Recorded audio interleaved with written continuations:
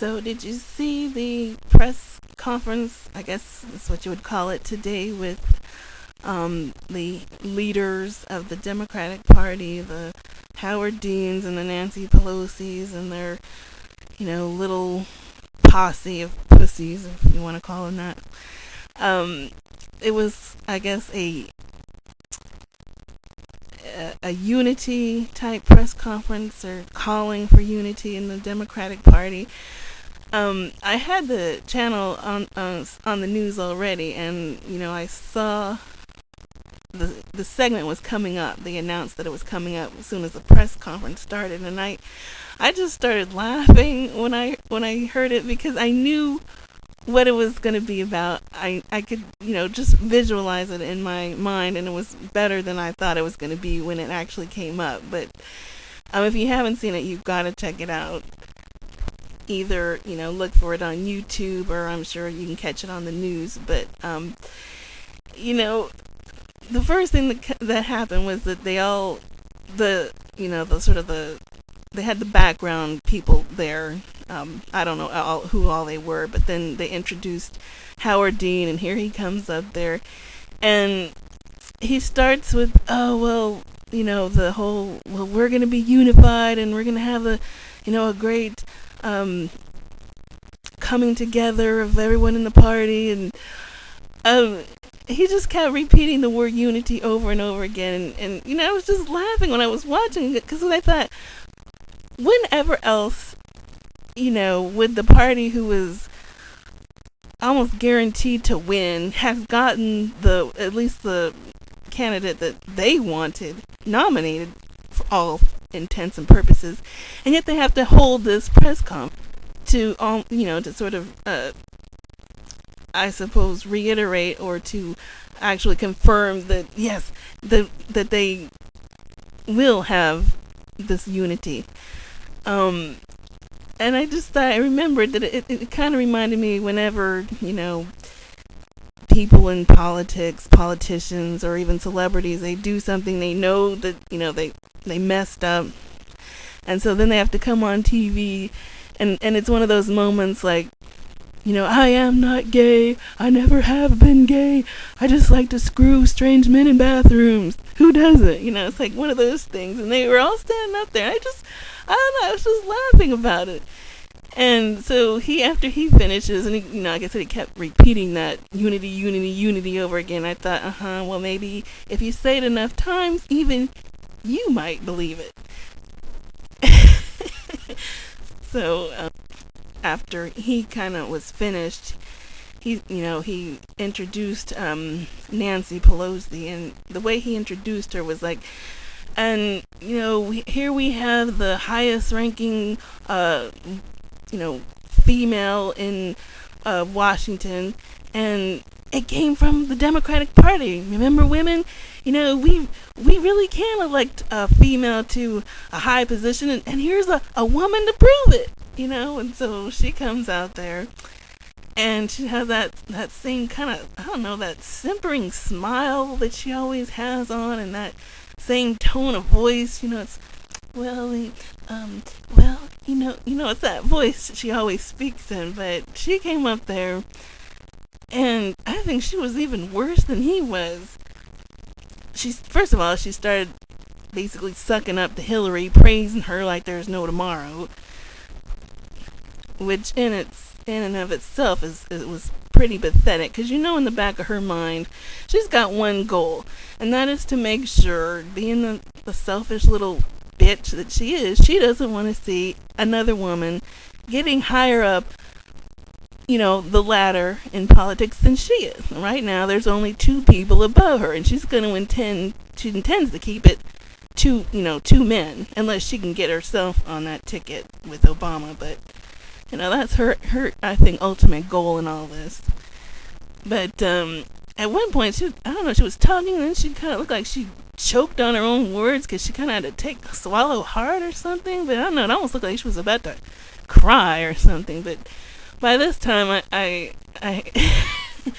I was laughing, and I had to get up, and I actually had to leave the room, so I didn't get to hear the end of it. But it was still a good watch.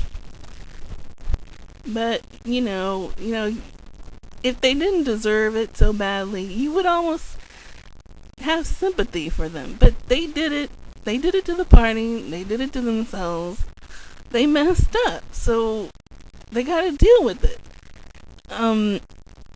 They probably sense the election is starting to slip away from them, but what can they do? They keep going on TV, and if it's not them, it's their spokespeople or it's somebody in the party who's constantly, oh, the Hillary voters, they'll be back, they'll calm down, they'll come back, we're gonna have unity. And they say it with such certainty that it's almost, again, it's that sort of self-defeating action that instead of coming on there and saying, well, we'll do everything we can. We know we have to work hard. We have to, try to win them back. They say it as if it's a matter of fact that the Hillary people will come back. Personally, I find it insulting because it's as if you're saying, well, you know me better than I do. I don't know how other people feel about it. I would suspect that they probably feel the same way. But they have to say that. It's sort of like, again, if you say it over and over and over again, maybe the people who are watching it will actually believe it and come back. I don't know how well it's going to work, but, there will be some, for whatever reason, will still feel loyalty to this party that basically screwed them over.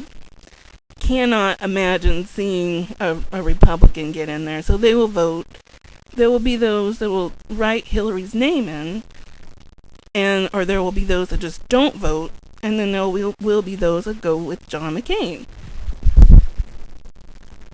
And then you have those, that some of them were actually in Hillary's, part of her campaign, who are urging or almost pushing to have her added onto his ticket, which I don't want to see. I mean, it wouldn't change my mind. I'm not voting for Obama. It doesn't matter if she's on the ticket or not. But I actually find it insulting. I mean, it's bad enough that she's basically forced to go out there and campaign for him after what was done. But then actually put on his ticket. That's just wrong. So I hope he doesn't offer it. I hope she doesn't accept it. But to me, it's like, it's sort of that it's just not right after what happened. Personally, I'm either going to vote for John McCain or I'm just not going to vote. I checked and I would have written Hillary's name in, but they don't allow it, so I can't do that in my state. If that's what you want to do and you can do it in your state, go ahead, but you better check and make sure, because I read that some states, if you write in the person's name, they count that towards the party which they're affiliated with, so it would just be like casting a vote for Obama, so you want to check that out. I'm not gonna say what you personally should do what you want to do, what you feel is best. But personally, not only just not voting for Obama, but I'm just like officially separating from the Democrats. Not just because of this election, but it's been coming for a while, I think. As I said in previous videos or posts I've done, after Gore, Kerry, and Obama, the Dems are just too far to the left now. They've just alienated everybody who was in the center or, the conservatives. I think I'm in the center now, but there's been such a realigning with this election. It's like everything is topsy-turvy. But I will give the Dems credit for one thing. I mean, on the Republican side, if you discount the far-right extremists, it took 8 years of a failed administration under Bush to really alienate the moderates and the centralists of the Republican Party and sort of push them to actually nominate somebody like John McCain because they were so dissatisfied Well, the Democrats managed to alienate the base of their party in 3 months. So, they look at what they accomplished. So it's like, woohoo, go Dems! You finally beat the Republicans at something. But it's gonna be interesting to see the convention. I'm really waiting for that. I'll talk more about that in another video, though.